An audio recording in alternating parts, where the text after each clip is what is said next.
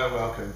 This is actually my first video, so please don't expect a well thought out, professional, rehearsed or even well presented video, because it will be anything but that. There will be a few issues, so please bear with me. Hopefully it will turn out quite well and not a complete disaster. Today I'd like to show you how to make a simple but very effective jig that creates perfect dados or housing joints. It's made out of plywood and MDF and a bit of hardwood, this one. It's two guide rails or fences attached to two rails. Now one of the guide rails is attached permanently to the two rails. The second one is adjustable and it's attached by two bolts that ride in two grooves.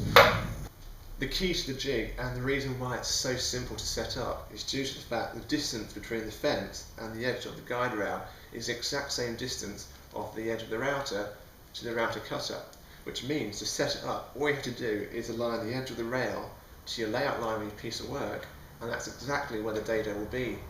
It really is so simple to use, and I want to show you how to make one today. One of the things to remember about using this jig is to always use the same router and the exact same router bit as you used to make it with. I've installed a 15mm diameter cutter, which means my minimum width of dados are now limited to 15mm. The first thing to do is to measure the distance between the edge of the router and the edge of the router cutter. So all you have to do is take a ruler and carefully place it on the base of the router, and then butt it up against the cutter and slowly turn the cutter a few times, just so that pushes the ruler to the edge of the router cutter. Now the measurement of that is just under 65mm. Now you want to add a few millimeters to that. Okay, these are the pieces for the jig. They're all cut to the right sizes. There's 6 of them all together. We have 2 bits of MDF for the bottom rails, and they hold it all together. We've got 2 bits of hardwood for the fences and 2 bits of MDF for the guide rails. Now you can use any material you want, plywood or MDF. I've gone for hardwood for the fences just so it's a bit more durable.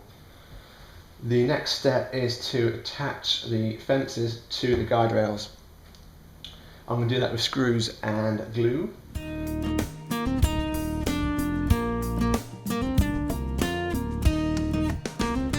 The back of the fence needs to be flush with the back of the guide rail. It didn't matter as much about the sides, but they can be sorted out later on.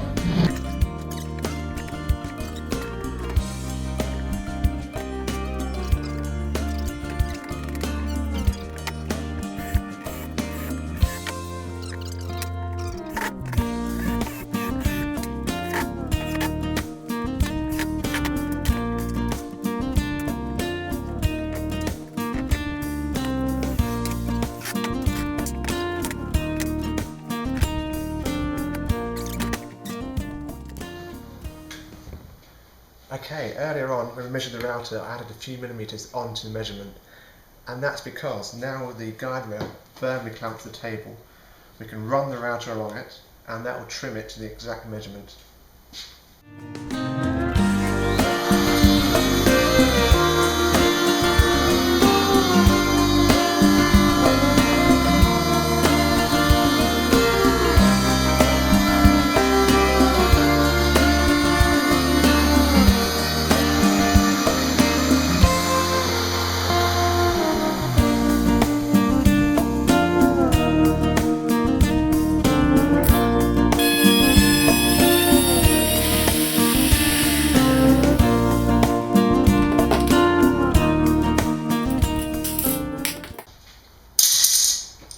And there we go. Guide rails.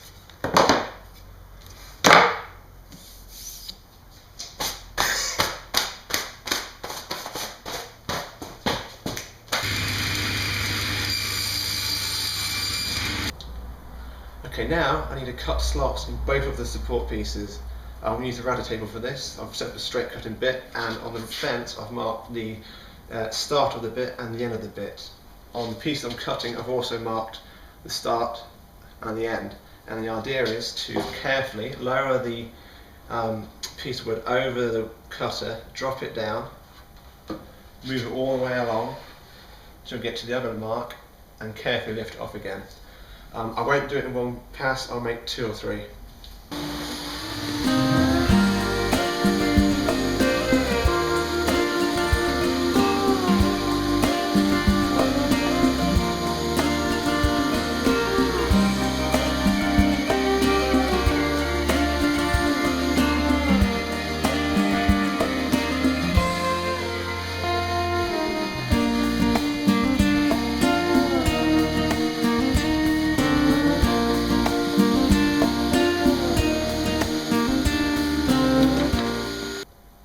And now to complete the cut, I'm going to raise the router cutter up once more, and that will actually come through the piece of wood, so you need to really make sure your fingers are nowhere near that bit.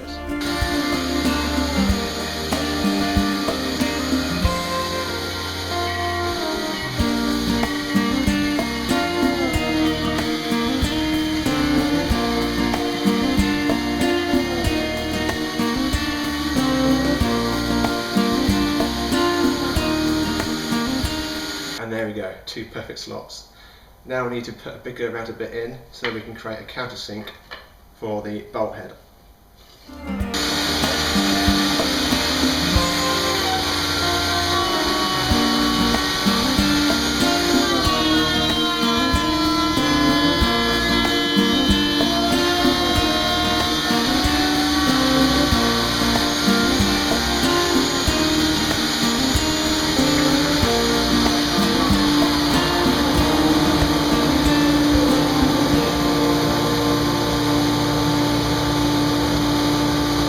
Okay, now it's time to attach the 2 support rails to one of the guide rails with glue and screws.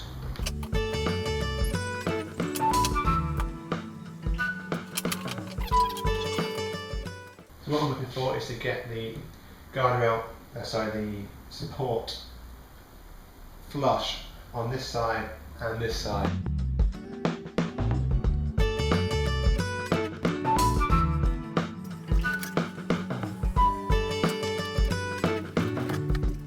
You just want to check to make sure it's square.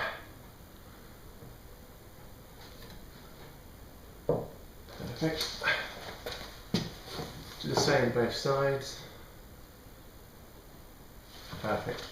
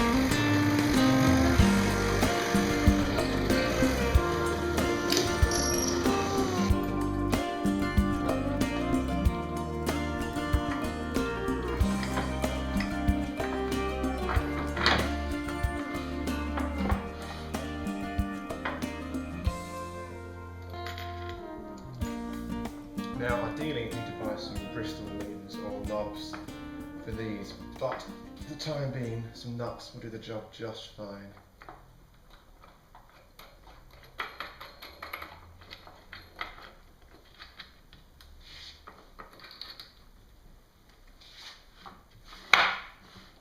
So you've built the jig now, but how do you actually use it?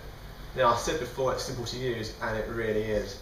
To set it up, just align the edge of the fixed guide rail to the layout line on the piece of wood you're cutting the dado into. You then clamp both of them securely to the table, and to set a width for the dado, and this is the best feature of the jig. Take the piece of wood you're using, spot it in between the 2 guide rails, butt them together, tighten the nuts, make sure it's nice and tight. Do the same on the other side.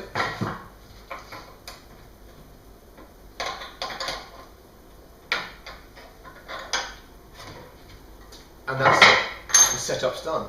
You then take the router, run it through one way with the rotation of the bit, bring it back, do the other side, clear up any space in between, and with that you should be left with a perfect dado.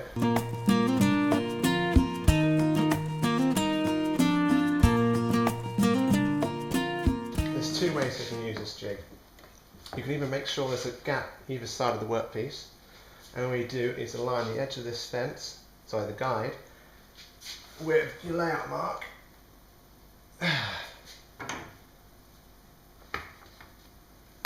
Check it with a square, then clamp it down. Or, as long as you made sure that these two pieces were square, you can just grab a bit of wood, slip it in between these two, butt it up against the workpiece, then slide it down to the mark.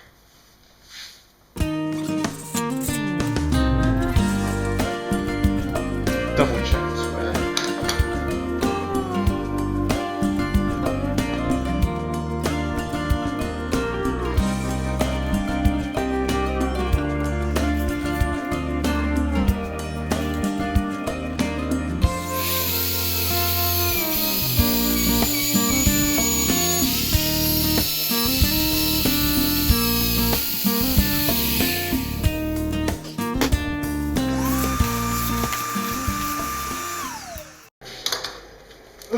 Right, let's see how we did. Take from the clamps off.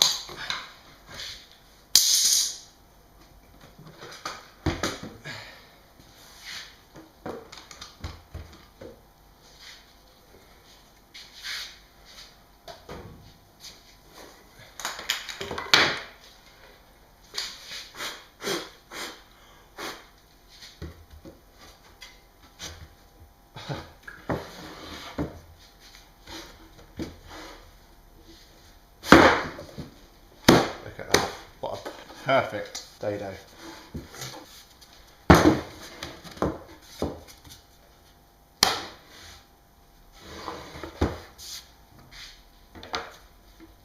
Nice and square. Up.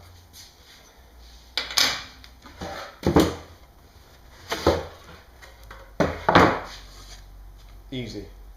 So easy.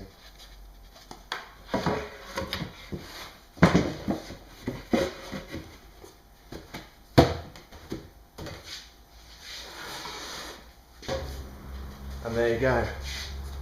One dado jig that creates perfect dados, quick and easy.